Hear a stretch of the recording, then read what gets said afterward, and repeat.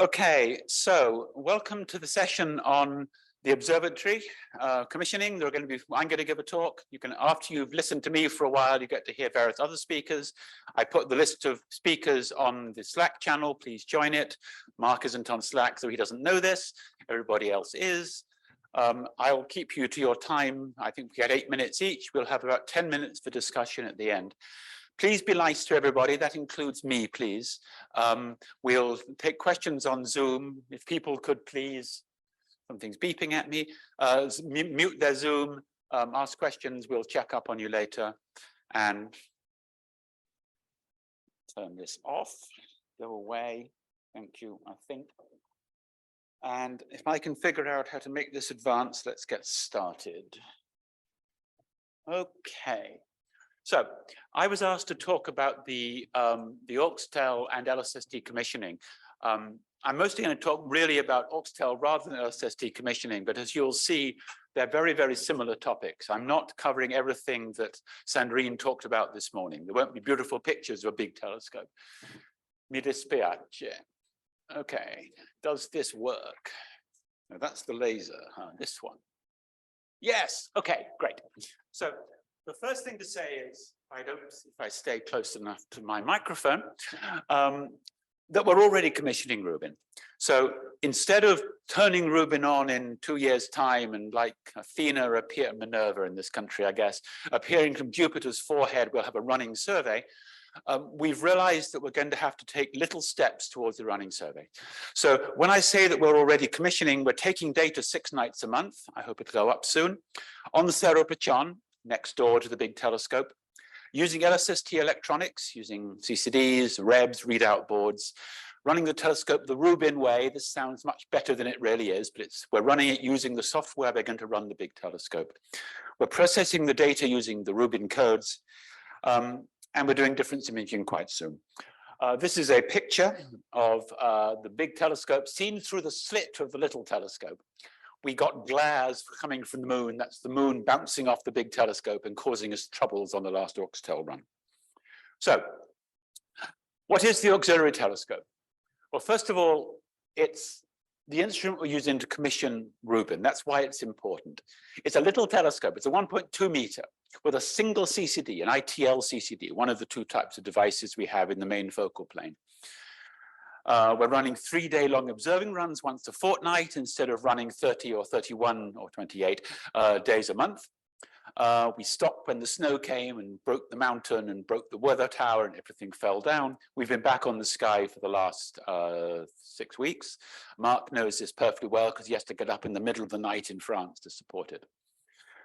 We're taking data using the scheduler. That's the way we're going to run the big telescope. So we set it up at the beginning of the night. It's very boring for everybody on the mountain and say, follow the sky, do this, do this, do this, do this, do this. And that pretty much works. We're using something called Rubin TV to provide real-time feedback. We're obtaining spectroscopy, both using a Ronchi grating and a holographic grating. I think Marc is going to tell us a little bit more about that later. This is the prototype for the atmospheric studies that we're going to be able to do using this instrument when the 8.4 meter, the big telescope is running.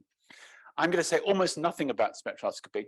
Not that I care about spectroscopy, but it doesn't really help us get closer to running the telescope. We're going to be able to take the data you want in the first years of Rubin without a running spectrograph.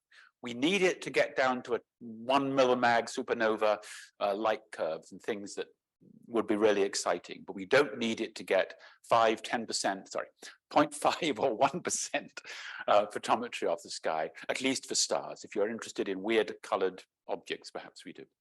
So I'm not going to say much about that. And as a note, just to make Sandrine happy, who was talking about the AOS system, the active optics system, we're using the real active optics code to analyze the real optical system of this baby, rather junky, I'm sorry, Patrick, telescope. Okay, so what are we doing with it? Well, we're learning how to use the summit.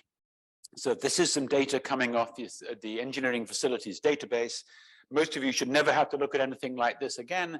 These are the errors in the drives. Yes, there is a problem in the elevation drive. Why do you care? Well, because we're learning now to look at the data coming off the telescope, to correlate it with the seeing, to say, why was the image quality so bad last night?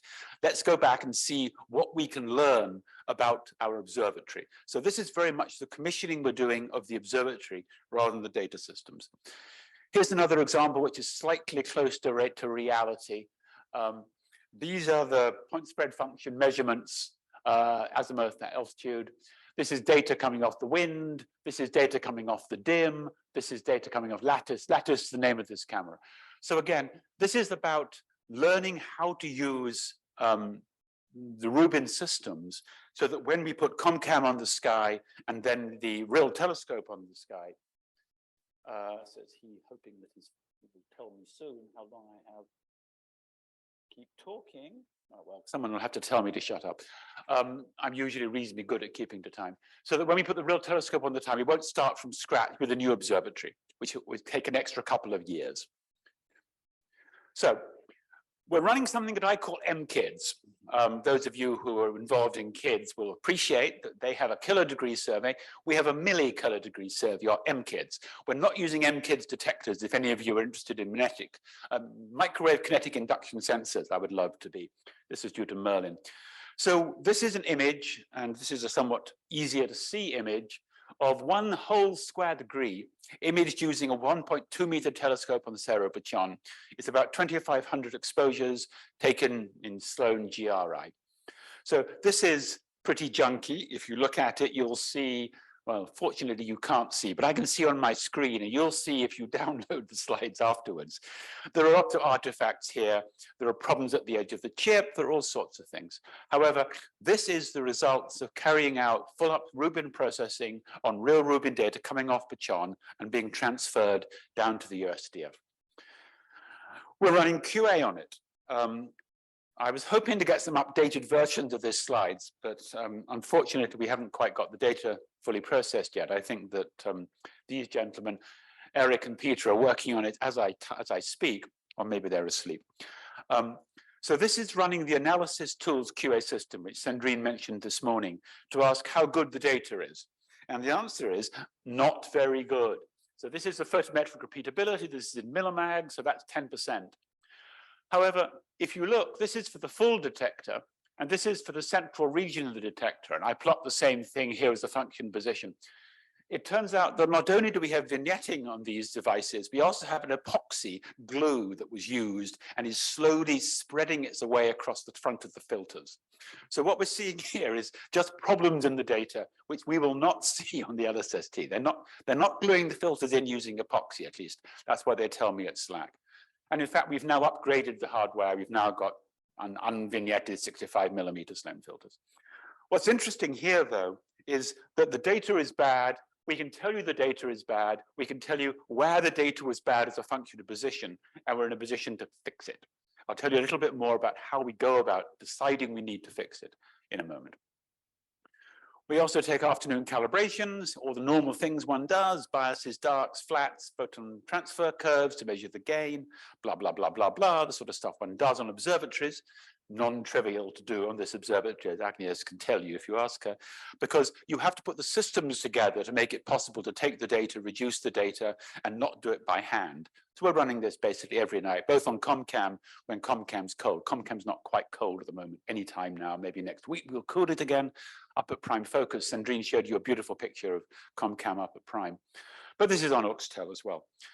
Here's a slide that she showed you, and I asked her to put in a large black red fail mark on it. This is an example of what happened when the data acquisition system went bad. There was some bug down in the DAC, and we got data that looked like this.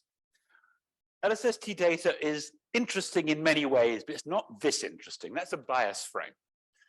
The good thing about this is that this is the results of running the automated analysis on the mountain, which basically says red is bad. This is only running on one chip. So it says you've only got one chip. Things went wrong. So here's an example. We ran our automated scripts run by our observers, observing specialists like Alicia, who gave the talk this morning on diversity. We run the codes and they say, oi, it's broken, fix it. So we fix it. What's coming up next? Well, we're ramping up the observing schedule. We've hired more observing specialists. We have to go from, we were running 3 days a month. We have to be running 30 days a month pretty soon. That's a factor of 10. That is significant. We've hired more people. We're on our way there. So although this is a 1.2 meter with a 7 arc-minute field, which is not perhaps competitive with the LSST cam, we are ramping up to running this using full staff who are going to be the same staff as transition over to running the real observatory. We're commencing automated, quote, by 10 a.m. processing of data at USDF. USDF is the United States Data Facility. That's the replacement for NCSA, which we're not using any longer. That's been a bit of a nightmare getting that to work. So I haven't put in all the slides about how different networks don't talk to each other very nicely and how you have to restructure them and how you can't get data rates high enough. We've done a lot of that. At this point, the data is flowing pretty smoothly and transparently off the camera, onto disk, over the network, the long-haul network, our dedicated network to USDF, and then arriving there. We hope soon to have it running so that by the time observers wake up, the data will have been processed through the single frame measurement, and we'll have the QA plots of the sort that I showed you ready to look at. Not quite there yet, but really close. We're going to update and improve the Summit Quick Look so that we can do that. We're going to carry out a difference imaging campaign over the MKIDS footprint. Many of you are interested in variable stars. It turns out that we don't, though we have some really quite nice difference imaging code, we don't have the complete system in place that says 60 seconds after you've taken an exposure, the data will be reduced and the alerts are ready to go out. That's the so-called processing framework. We're bringing it up now. There's a prototype that runs on Google Cloud. We're porting that to USDF now. Sometime this year, I'm hoping to run a difference imaging campaign. I am not expecting to find any gravitational wave devices. This is not a competitive camera for that. We probably won't actually send out any alerts because the magnitude limit's at 19th. However, we will demonstrate our ability to do that, which gives me significant faith that when ComCam goes on Sky, we'll run the same codes and we will generate alerts. At least we could if we had the templates. And then there are various cute things like we're simulating the calibration hardware that hasn't arrived on the mountain yet, and people are working on that. This nice ray trace comes from Josh Myers. Okay, so the other thing we're doing, and this isn't directly me though, Keith and I talk to each other all the time. Keith and I sit in 2 of those 3 boxes that Sandrine showed this morning, and AuxTel, pretty much the hardware works, so it's Keith and me that have to make things work with an enormous crowd of people who actually do all the real work, of course. But we're setting up what we're calling science units. I wasn't allowed to call them teams for reasons I don't fully understand. This is intended to provide a mechanism for the community to provide feedback to the commissioning team. That's non-trivial, right?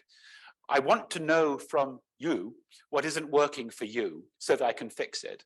But I don't want to spend all my time running around in circles trying to remember how you say sorry in Italian nicely. So I'm not going to actually deal with your request because they're not at the top of my list of priorities, but somehow remember that they matter. So we're setting up these so-called science units. We're going to ask you for methods and algorithms for saying how well we've worked. I want those in place when ComCam goes on the sky, so that when we see the real data, we don't have to say, you know, it would be really nice to be able to tell you how bad the photometry is. I showed you those slides, but to be able to say, ComCam has real problems, but the mechanisms are in place. So we're going to ask these teams to prepare to help us on both maybe AuxTel data, also on HyperSupremeCam data, which is much more similar to the real LSST data. So we want the methods and the algorithms, we want help implementing and testing, and we also want input on how we prioritize the validation studies we're doing when we get the data on the sky. Both, I look at something and say, don't like that, maybe someone could help, or for someone to come back and say, well, I can't help you because you didn't take data like this. Could we take data without any dithering, or can we take data where we integrate for 5 minutes on one field with 30-second exposures without moving the telescope, because that'll let me sort out what went wrong. So this is the mechanism by which we're going to be asking for that sort of feedback. So here are the science units that we've initially set up. We've asked people to run these. Some of these are very directly in the science requirements for the Rubin project related to. Some of them really aren't. So for example, difference image analysis, solar system objects. We have a requirements on how well we do that. If I don't do that, my friend Mario will be very cross with me and he'll set Meg on me. And so the reasons why this is high on the priority list. However, there are some things here that are not. For example, I used this example earlier. There's low surface brightness appears here somewhere, or crowded stellar fields. Both of those stress the system. I want to stress the system early because that's how you find problems. So this is deliberate. This has to reflect back so we can pass our operations readiness review. We have requirements we have to pass, but we have a moral requirement to produce science. I mean, data we not just will one day be able to do science with. Well, no, that's not true. We have a requirement to demonstrate we are taking data that will be usable for the science that we have promised our community. And that's what we want these people to tell us about. So we're asking a lead, probably someone on project, because they may have to do some management sort of things. We want a mechanism by which everyone's science can influence how we process the Rubin, I said this before, while not being a denial of service attack on people who are actually trying to polish the mirrors or whatever our day jobs are. And we also expect this to be the cross-disciplinary place. It's the place that you see a problem, and it might be in the CCDs, and it might be in the data reductions, or it might be somewhere else. This is the place that I'm expecting the experts with different technical and scientific interests to come together, figure out what they need to do next, and go out to their teams to be able to, their units, and say, let us do this study and feed that back to the project. So, in summary, from AuxTel to ComCam and thence LSST Cam. So we're practicing how to take data now. We're developing the real-time feedback to be able to say the data we're taking is good, not necessarily properly, perfectly reduced. The pipelines can develop. We want to know the data in the can is going to deliver the science we want. We're practicing processing data on the summit for feedback and at the USDF. Single frame processing, coads, and soon prompt processing, theoretically generating alerts. As I said, that'll probably wait for the big camera. And we're learning how to collaborate. We're learning how to work with our science units, with you, with our community, also the Americans, how we're going to get feedback on the data and the data products and accept advice on the observing priorities. So AuxTel is incredibly important because it's how we're going to figure out how we're going to run the project. So when the data starts flowing at whatever it is, 800 megabytes a second sustained off the big camera, we're ready to absorb that and make it science rather than make it bits coming off another junky camera. So that's the end of the lesson. Thank you very much.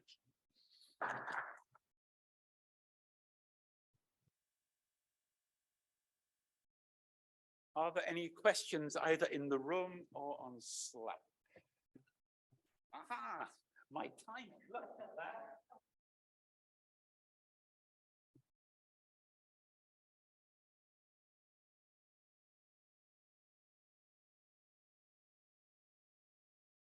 For your talk. Just maybe a stupid question. I saw that you were showing the root mean square of the magnitudes in J, R, and I bands in the center of the chip and in the edge.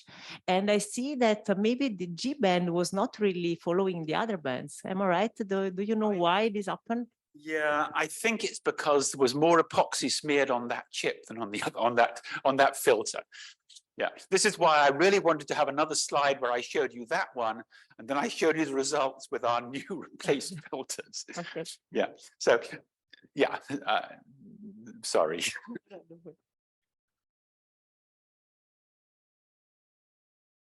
Are there any questions on? Thanks for a great talk. I was curious about some of the logistics of just learning from other observatories. So this isn't the first time something's been commissioned on multiple sites. So I was just wondering, is there any communications between VLT or Gemini, et cetera, who's sort of done these things in the past with multiple sites that have given their like lessons learned of things that went wrong that like, you know, that could be helpful in Rubin commissioning? I've commissioned the Sloan Telescope, the Hypersupreme Cam survey, the ACT survey, and now this camera. So that we have got some experience on project, of course. There are people on the project who commissioned instruments on Gemini, for example, GPI, which was, well, Sandrine worked on GPI. and Patrick Ingraham, who has done a lot of the hardware work and scheduling, a lot of work on AuxTel, was another GPI person. Kevin Reel worked heavily on DES. He loves to tell the story about by sitting down on the floor, he discovered that the AC wasn't working. So I think we have the people who were involved. On the hardware side, we have a lot of the SAW team on the telescope and site. I think that's right, isn't it, Sandrine? So I think we've imported expertise by stealing people rather than by talking. So I think we're okay there, but if you have a particular example of somebody with an enormous amount of experience who can come in. Oh, I worked on Pan-STARRS too, yes. I also helped commission Pan-STARRS, I remember now. But if there are great people, you should get them involved. And we have this mechanism by which I hope to get people involved to help us commission everything. I think probably we should let Mark, 8 minutes on one minute. Okay. Okay, hello, good afternoon, everybody. So I will say a few words about the status of the slitless spectrograph that we have now on the AuxTel, and which is working since 1.5 years from now.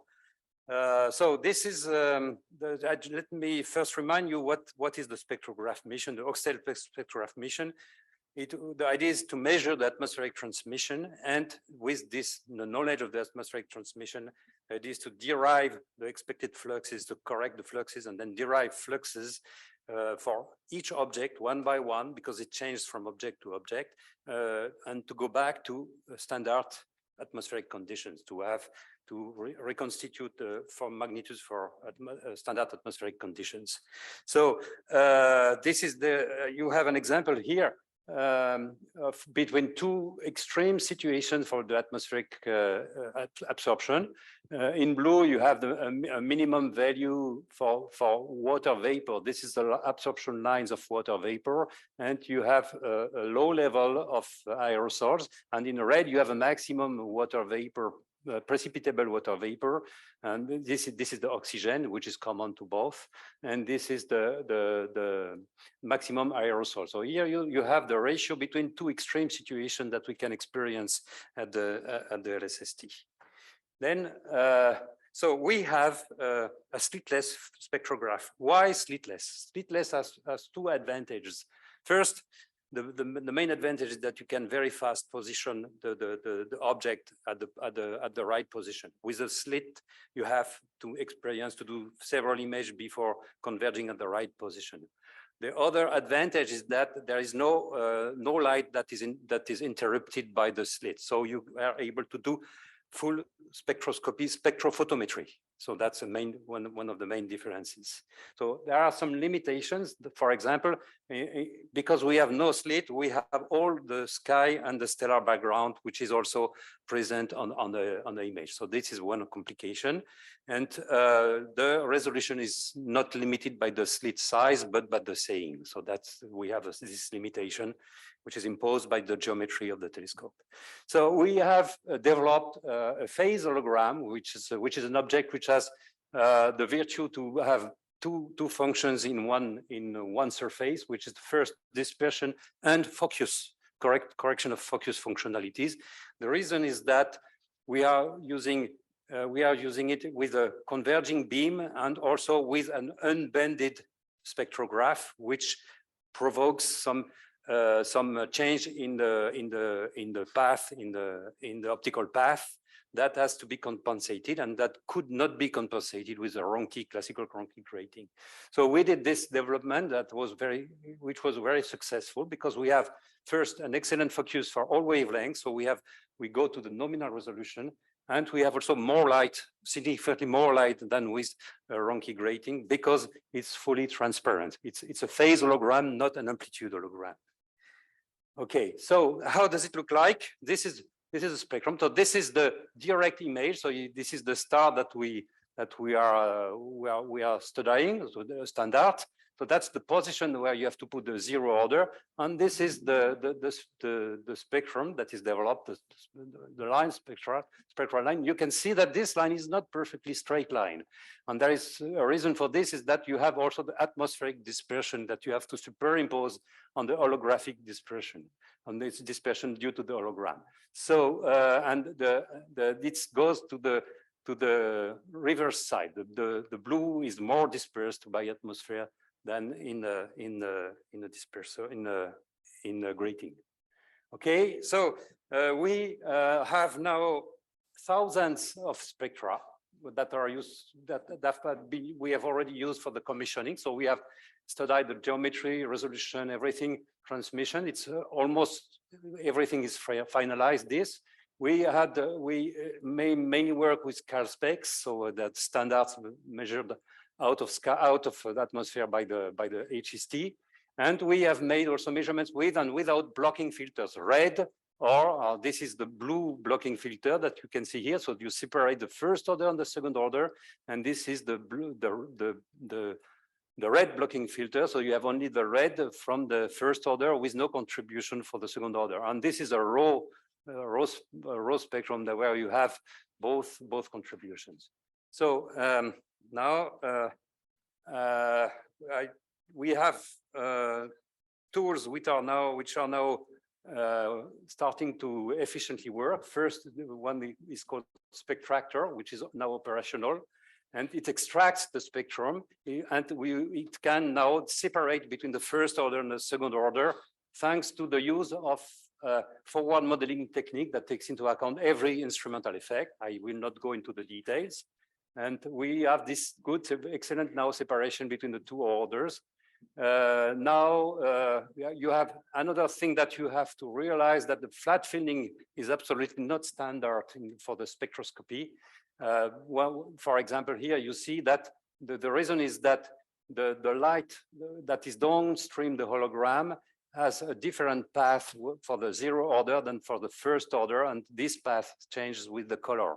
So then you have, what you have to take into account is what happens after the hologram, so through the window, the entrance window of the camera, and also what happens on the CCD, the variations of the CCD.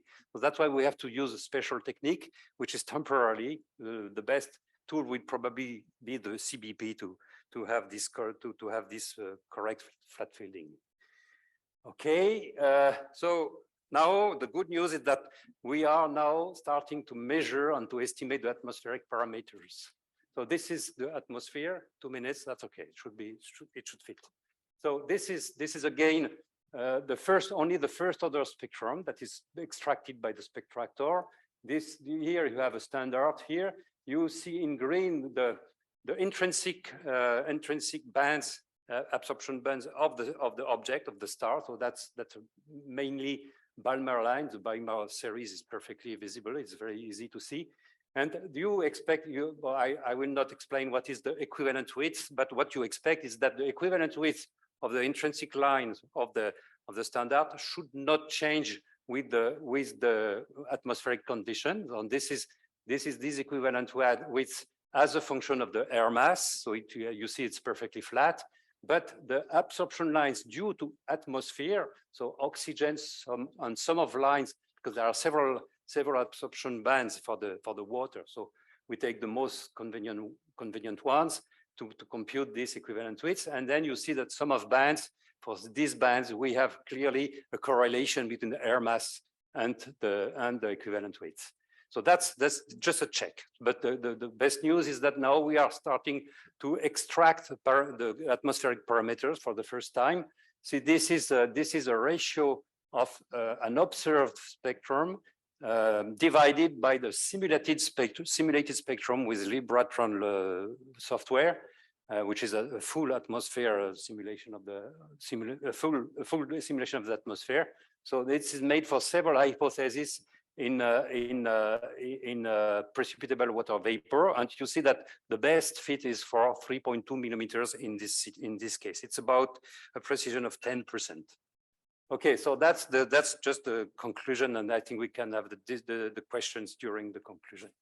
You can just read the conclusions, which resumes what I said. Thank you, Marc.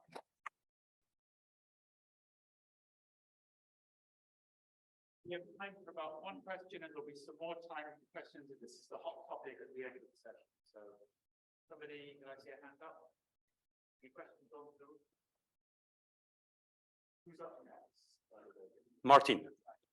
Martin will speak about the longer term. Okay. Thank you very much, Mark.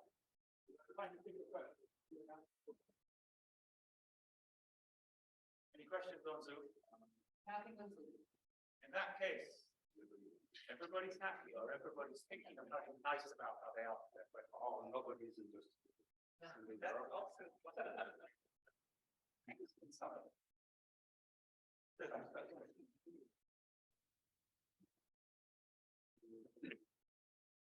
I'll give you a 2-minute warning. I'll stand up and start menacing you around 1 minute. Okay.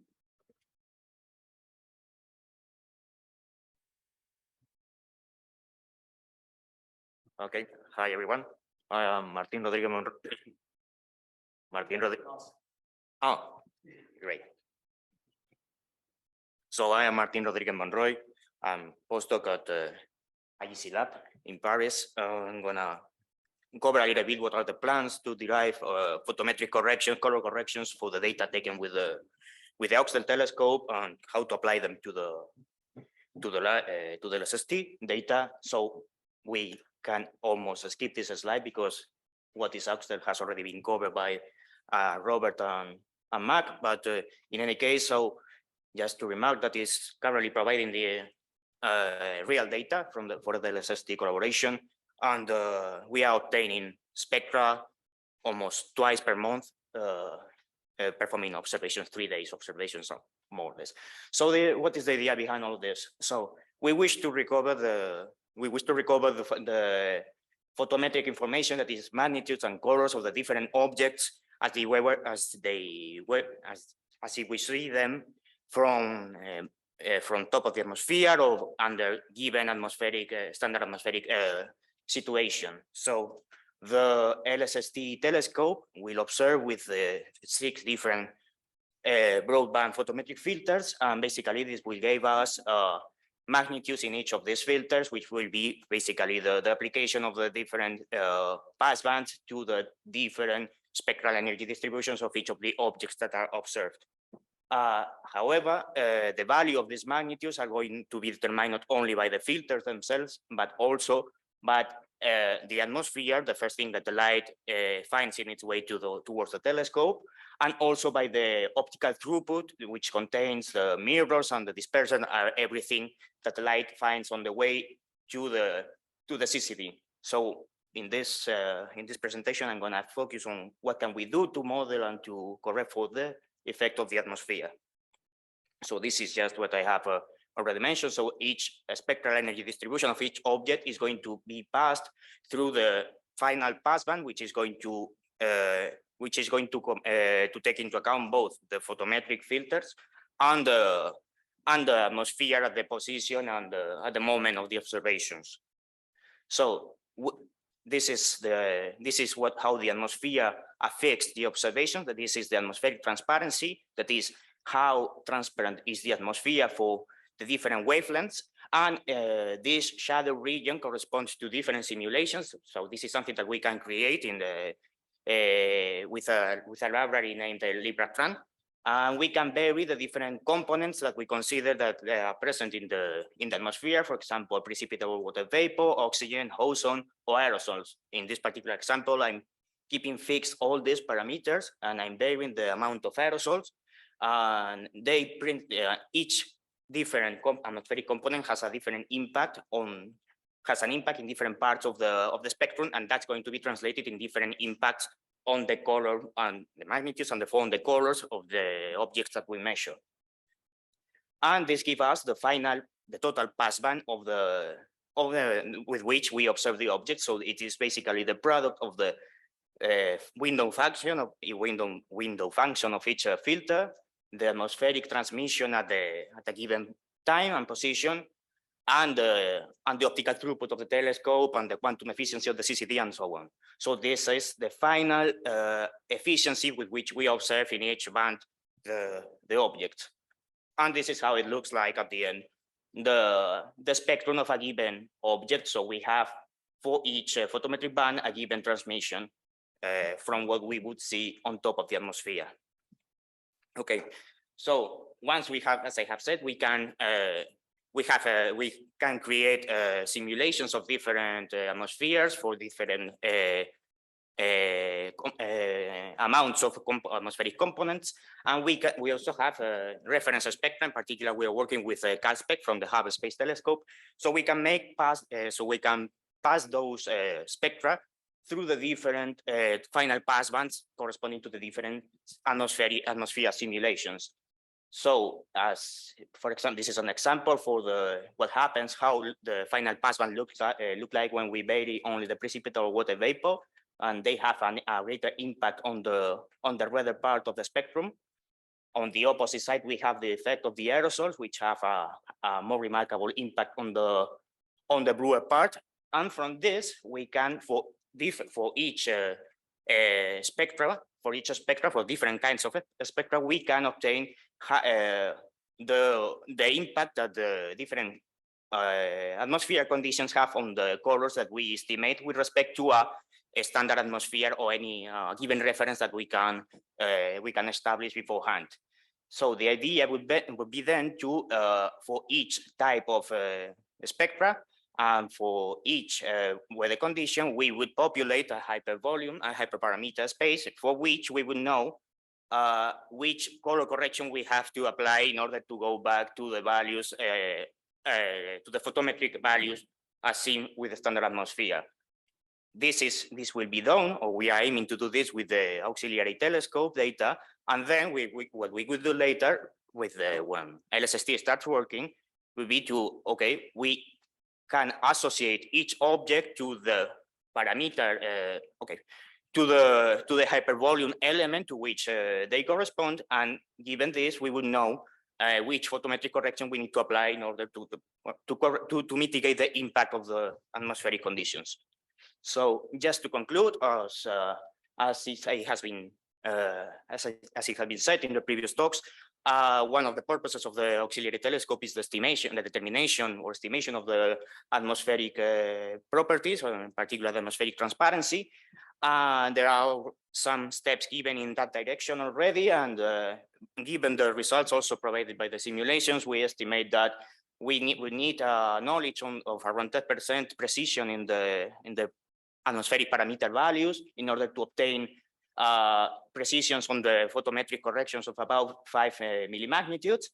So that corresponds to the estimation of the atmospheric parameters. But the next step will be, once we know them, how do we correct for them? So that's the method I have, the idea I have just presented, and we could use it in different ways for LSST.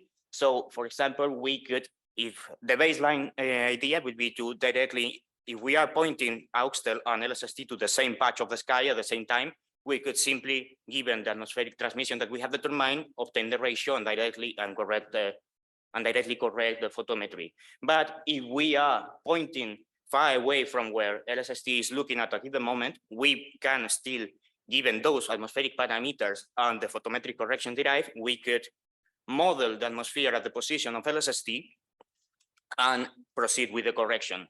And we could also provide priors to other existing photometric correction methods as FGCM, which has already been applied to DS, and we aim to be ready by the start of operations of the COMCAM. Thank you. Great, thank you.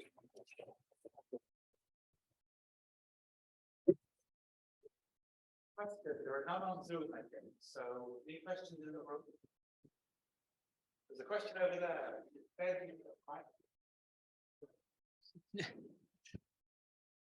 Okay, sorry. How many nights you can recover that are marginally photometric, and with this you push up the efficiency of the observatory? Do you have an estimate of what is the improvement that overall you may get applying this to the limit? I don't have a clear answer for that yet, because all what I have shown is just with simulations yet and with calibration spectra from Hubble. So I I don't have an answer for that. I'm looking forward to apply this to real data. Unfortunately, it is true that we have observed that there is a, I would say, you can correct me if you think otherwise, but there is a trend of having not great photometric nights for the moment. So it's going to be a good benchmark to apply this to see whether we can recover what we are supposed to recover.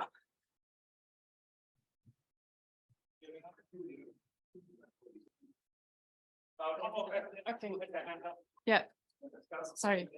Thanks a lot. So maybe that's a stupid question, but does it vary across the field of view, or do you just do it at one pointing in the field of view? No, one of the things is going to depend on, I mean, you mean on the position, right?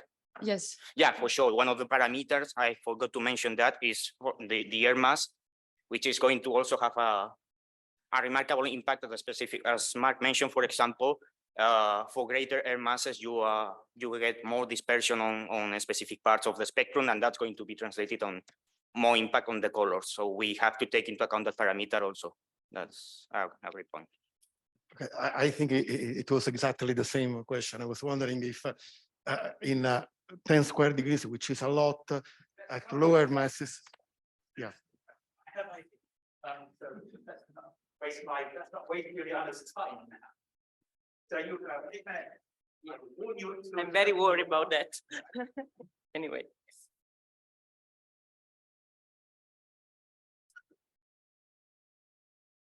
Okay. Good afternoon to everybody. I'm Giuliana Fiorentino. Some of you know already that I'm in the LOC of this conference organization, but I'm also a contribution lead for an Italian in-kind, in particular the S22, which is concerning the image quality analysis in commissioning and operation. First of all, I want to say that this in-kind is including a team quite large. We are 12 people, 12 researchers working in different things, in different fields. And in particular, we are working, we are covering a large variety of skills, going from, this is the scientific research team, and then we have also the instrumental research and engineers in our team. I'm mainly interested in resolved stellar population. Everything is resolved into stars from the galaxy to our local group, but I'm also been interested in technology and on what we learn with the image quality concerning the performance of an instrument. This is mainly the scientific team. A lot of people are in this room. We have Marcella and Vittorio here. Vittorio is just has been appointed to work full time on this project, and they are already within the science collaboration, within they already gain expertise in the LSST science platform that will be fundamental for this in kind. Then we have Vincenzo Ripepi and Vincenzo Testa that are not here, and Davide Mastari, which are instead experts in resolved stellar population, in data analysis, and in photometry and astrometry. Then we have Luciano Lanteri and Filippo D'Ammando that are more expert in blazars, but they also have very good skills in software analysis and in automatization of data processing, the data processing. This kind of skills combined with the other ones that are coming from the instrumental researchers and engineers like Laura Schreiber, Salvatore Savarese, and Pietro Schipani that are here in the audience, and Diego Paris, which is not here, but many of them are also following our Zoom, as with Zoom. Laura has very good skills in software development. So she developed her own software for data analysis, and she was also very deeply involved in Maori TLT. So for top level requirement definition, system in engineering simulation, and astronomical data simulations. Then there are Salvatore Savarese and Pietro Schipani that worked a lot on BST. In particular, Salvatore is also also involved in Morpheo, in a lot of instrumentation. I mean, I don't want to make the list of everything, but you know also that Pietro has a very large expertise in integration of instruments. In particular, he had key roles and he led TNG and VST. So including the active optic system, and Diego also is a very expert in data reduction. Why I'm making a list of this team? Because since my experience is that if you want to understand very well an instrument, how it's working, and so this is very important during the commissioning, as Robert was mentioning before, you need both. You need scientists working on scientific images, so you need people that make instruments, and they do know how the system is working. And we are also covering a broad range of region in Italy. So we are coming from Naples to Turin. So just to tell you that this is a big effort from enough to help during the commissioning. And I like to show you just what we mean when people from science and from instrumentation are working together. This is an experiment that we did by using GEMS data at the Gemini. So we used, we were looking for science, of course, resolved stellar population in a globular clusters, in a globular cluster 6681. And of course, stars can be the ideal test bed for measuring, for understanding the capability of your instruments, because they are point-like sources and you can analyze their position and their magnitudes. Okay, so with this data, for example, we were able as the first to trace the geometric distortion in the GEMS camera that were not, since GEMS was not meant to be an instrument to make astrometry, they were not analyzed before. And if you do a sort of reverse engineer process, you can, using ZMAX, and so using the ZMAX skills, the optical skills, you can reconstruct this kind of geometric distortion, of course, by scratch. And with this kind of analysis, so a ray tracing analysis with Mauro Patto, we were able to understand why we had this kind of particular pattern of the geometric distortion. This was just an example of what you can do when you put together this kind of team. And the objectives of our team, in kind, that have been established and fine-tuned with our recipients, which is Sandrine Thomas, and also with Joshua Meyers and Chuck Clever, was really to make this kind of experiment, in particular to develop a method that is the image quality. We defined like image quality for active optics that was first developed by Pietro Schipani and collaborators at the VST, and we want to propose to make it again on Rubin. In particular, we can offer a sort of sanity check by using science images and using a model of the telescope. So in this way, we can give input to the commission, within the commissioning to the active optics.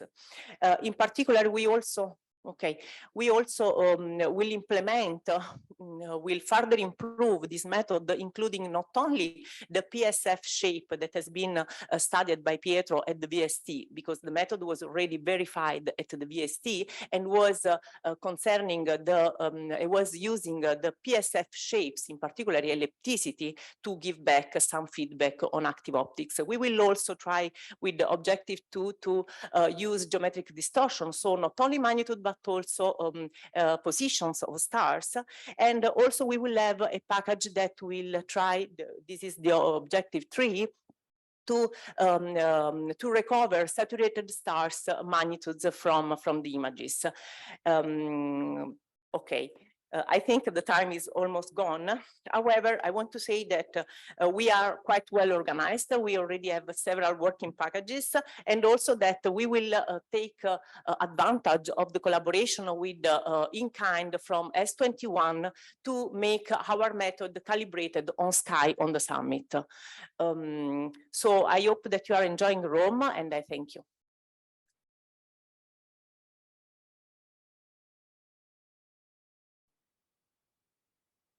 Yeah.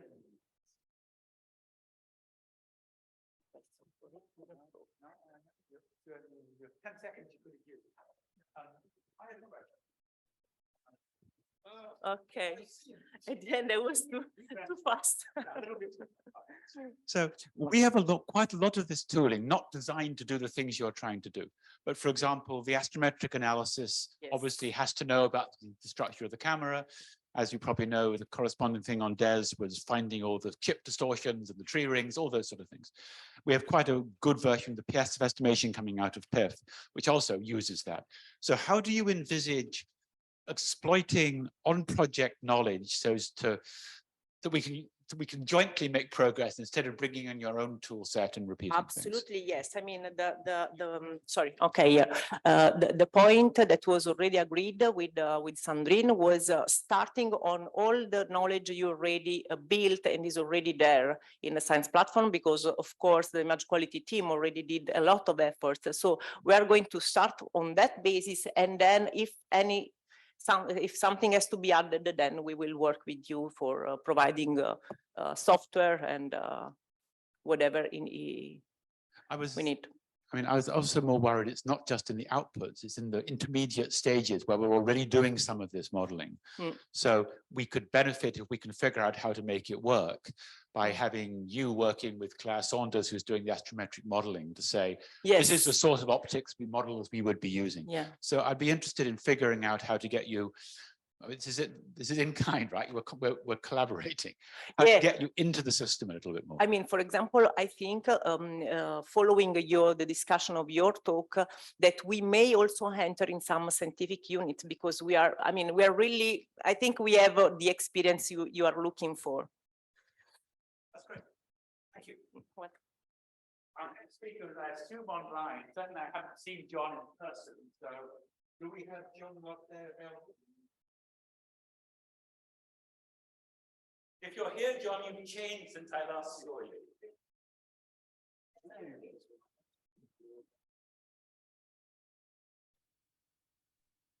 Hello. Good. Great. There he is. Yes, that looks like Jon. We can't hear you. Can you say something? Yes. Hello. Can you hear me now? No, we can't hear you yet. Oh. Great. Good to go. Okay, Jon, you have 8 minutes. I will shout. I don't know how I'll shout at you somehow or other when you have 2 minutes to go, and I'll try to keep within your time, please. Okay. Can you see my screen? Yes.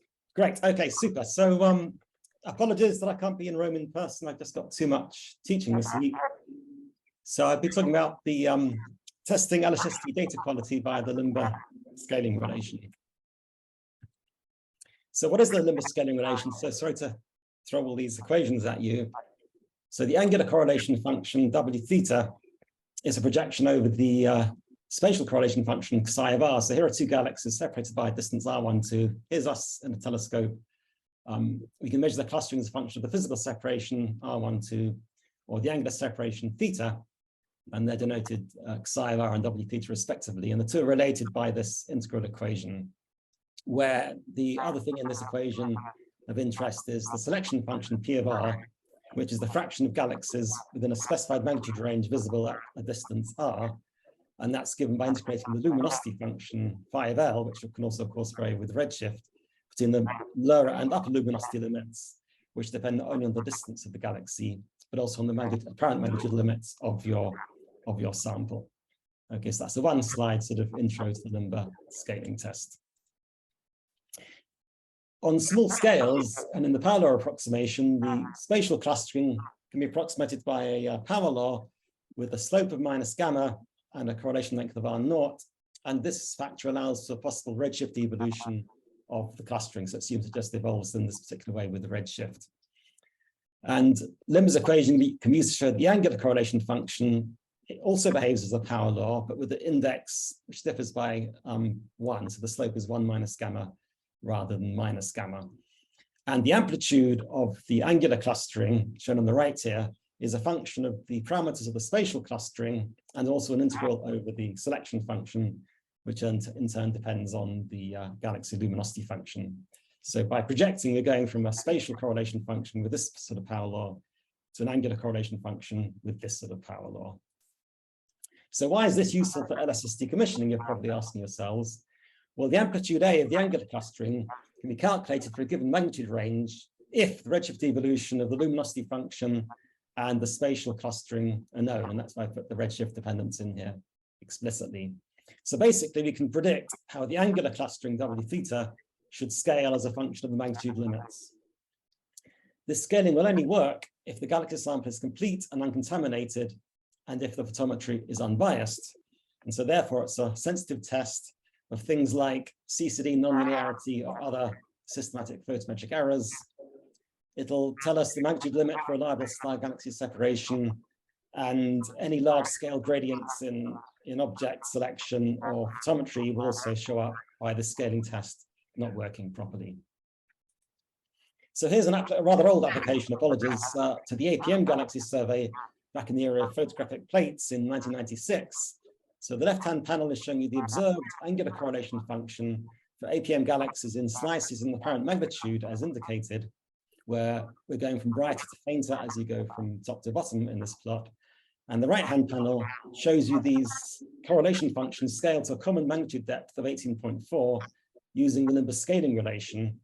And you can see that given the limitations of photographic plate photometry, the scaling works pretty well. All of these different magnitude slices pretty much lie on top of each other once you apply the scaling relation, which suggests that the photometry and star-galaxy separation in the APM catalog is actually pretty good. And there's a slightly more recent application in this paper by Kabanak et al. In 2000.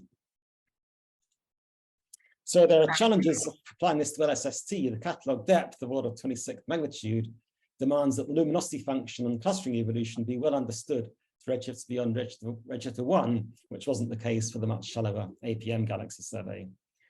Also, there could be possible degeneracies between the evolution parameters of the clustering and the luminosity function and observational systematics, and it might be hard to disentangle those. So one possible way of helping is to use photometric redshifts to help resolve differences between these systematic observational systematics and degeneracies in evolution.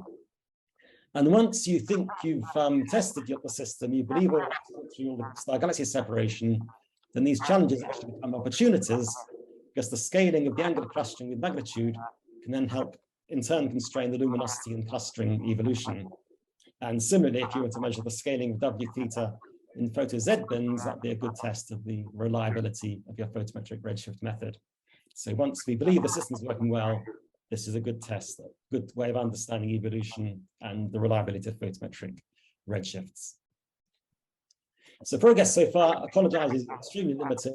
I've been testing these methods on Euclid flagship catalog, from which, of course, you can determine the evolution of the luminosity function and spatial clustering directly without having to infer it from angular clustering. So that's not possible with real data. So I selected galaxies brighter than 25th magnitude in a 20 by 20 degree region, which is roughly volume limited to redshift less than about 1 and absolute magnitude brighter than about minus 20 mags. So on the left-hand panel, I'm showing you the spatial correlation function in redshift bins, which I can measure for this data because it's a mock catalog, where each line shows redshift slice going from low redshift to high redshift. Apologies about the poor labeling here. And the right-hand panel shows you the angular clustering in magnitude slices, where the magnitude is getting larger, i.e. the sample is getting fainter as you go from top to bottom. So the first thing to notice is the difference in the slopes corrected for the expected difference of 1 between the spatial and angular clustering. These slopes should be the same, but they're clearly not within several standard deviations. There's clearly some systematic problem here. 2 minutes, John. One possible explanation is a bug in my code. Another explanation is something funny in the redshift distribution of the Euclid flagship simulation. So note that there's this quite a big spike at redshift about 0.16. And that sort of spike could enhance the large-scale clustering and the spatial clustering, but not in the angular clustering. And that might explain the inconsistent slopes. But that's ongoing work. And so to summarize, the scaling of angular clustering with magnitude provides a sensitive test of data quality for any galaxy catalog, but in particular for the early catalogs we get from LSST commissioning. A lot of work remains to be done in characterizing the luminosity function and clustering evolution to LSST survey depths. And the methods are being developed and tested on other mock catalogs and simulated data such as LSST DP0, and also real data from sources such as the HSC, and also, of course, the LSST DP1 data from the commissioning camera. Okay, so I'll stop there for any questions. Okay, thank you. You're within your time. I'm proud of all of you. Any questions? Well,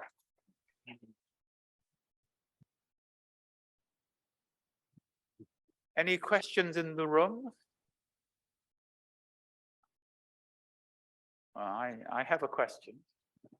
I'm good at it. So, John, what area do you need to make a sufficiently sensitive test to be interesting? I'd say a few square degrees. Okay. If you have too small an area, then the integral constraint also affects the slope of the angular correlation function in an area sensitive way. But a couple of square degrees or so would be enough for a preliminary test. So if we synthesize an LSST field using ComCam, which is on the list of things to do, you'll get 10 square degrees in 5 or 6 bands, and that'll be enough for you to. That'd be perfect. Just be plenty. Yes. Yeah. Okay, that sounds good. Other questions? Anything on Zoom? Slack? Okay, in that case, I'll ask you another question, which is the desk has done a lot of work making the DC2 simulations, which are more than 2 square degrees. So you can presumably test your codes now on the desk, on the reductions that people have done on DC2. Yes. Yeah. And does it work? I haven't got around to that yet. There's lots of simulated catalogs and real catalogs this can be tested on, which I just haven't had time to do. So unlike the previous speaker, the team in this case is very small at the moment. It's just me. So yeah, it's time limited rather than data or simulation limited.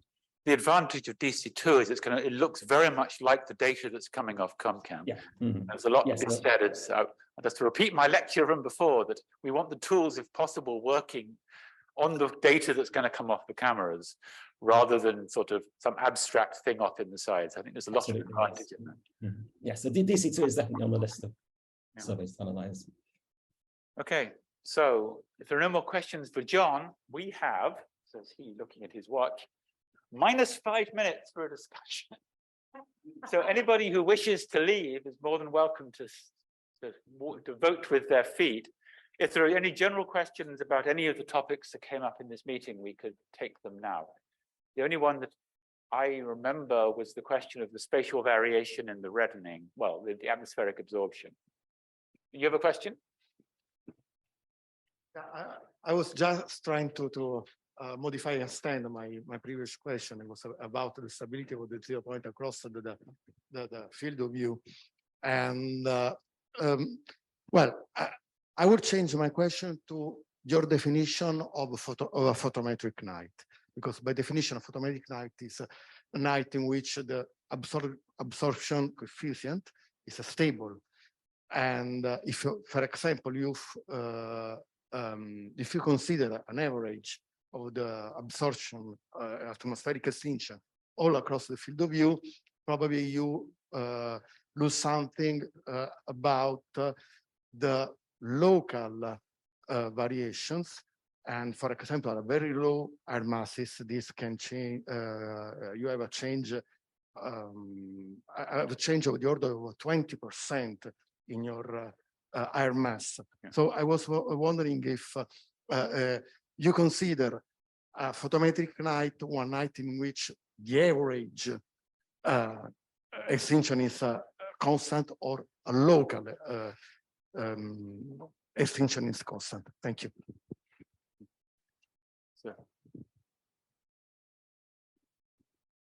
So for the moment, this is what I have shown is work in progress. So we still have to figure out which do we use as such a standard atmosphere. But in any case, yes, we will take into account, we are considering, for example, to use as a reference the photometry from the co-added images at the end, which take into account the variation over time. But in any case, as you say, we are going to take into account we aim to take into account the spatial variation, not an average on the full image, because otherwise, yes, we could be mixing things and we would lose I think we would lose all the spirit of the method actually. So we need to define it in some way in which we can take into account, as you say, the intrinsic problems associated with the position we're looking at, not only the spatial. the temporal one, I mean. So although today's dinner is near the Vatican, I shall confess to a heresy here. So one of my beliefs is that we may not need the AuxTel for all the things we've said we're going to do with it. In particular, I've long believed that you can get strong constraints on the water vapor purely by using the data internally. Now, obviously, it's better to have the full LibRad-Trans ModTrans atmospheric model, and for some purposes like supernova 1As, it's probably essential. But it turns out that you could measure the water vapor by looking at delta I minus Z as a delta Y as a function of, say, I minus Z for a star field. So that gives you spatial resolution at some level. So we can use, and this was demonstrated in DES by Eli Radkoff. So you can use the imaging data to get constraints on some of these atmospheric parameters. Now, some of them I think we expect to be smooth. I think we all think that the aerosol is unlikely to vary on 10-degree field. It's probably different looking away from the sun, looking away from the sea and looking towards the desert, right? Looking towards the sea and the desert. But we can constrain some things like gray extinction, as you were saying, by comparing the time series in the photometry. We can constrain the spatial variability in the water vapor by looking at the delta magnitude as a function of color. So by combining the photometry to get the spatial structure and the spectroscopy that you were talking about and you were talking about to get the sort of the absolute, I think we do get a chance to address the questions you're asking about the scales that things vary on. And Željko did a little bit of this on Stripe 82 on Sloan, where we had a similar sort of 100 epoch data set. We could ask questions about how the extinction was varying. So I think the combination of photometry and spectroscopy is going to be really interesting. Anybody want to shoot down my heresy, have me burned or something? Please, no. Is it on? So just a short question. Correct me if I'm wrong, but if you remember correctly, there was a plan to have at least 1 or 2 nights of observation about short period variable stars, for example, with CONCAM or with the AuxTel.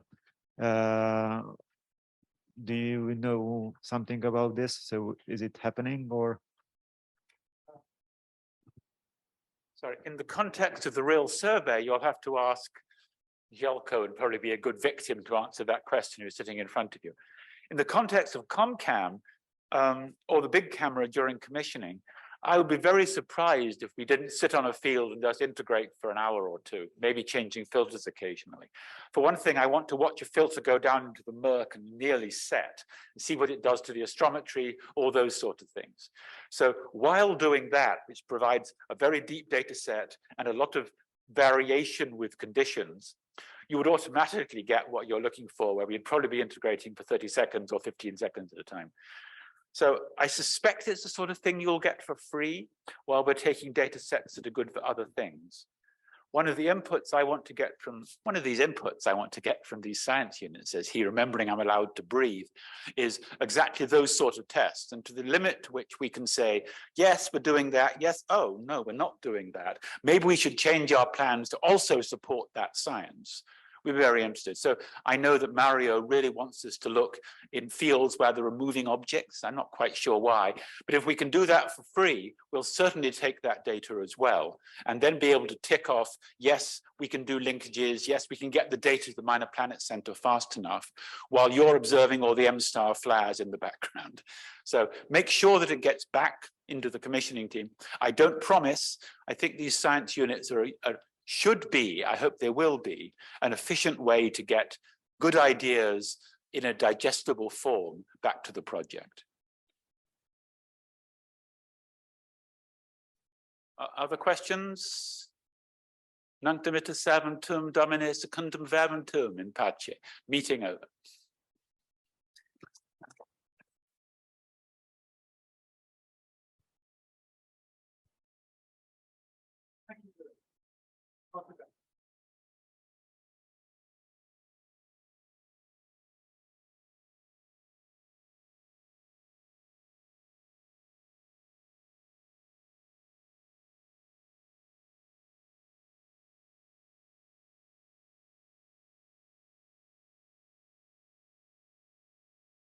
Sì, sì, sì.